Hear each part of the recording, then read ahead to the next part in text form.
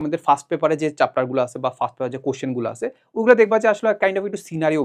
Base বলতে বুঝাচ্ছি যে সাপোজ তুমি জাস্ট একটা সূত্র মুখস্থ করলা, সূত্রতে মানগুলো বসাই দিতা, আনসার বের হয়ে যাবে, এমন কিন্তু নর্মালি হয় না। তোমাকে একটা কাইন্ড অফ একটা সিনারিও দিয়ে দিবে, ওই সিনারিওটা যখন দিবে তখন আলটিমেটলি তোমাকে চিন্তা করতে হবে যে আসলে এটা কোন কেসের মধ্যে যাচ্ছে, ঠিক না? আলটিমেটলি আমরা দেখতে পাই যে ফিজিক্সের ক্ষেত্রে আসলে আলটিমেটলি আমাদের খুব একটা কমন পড়ে না, কমন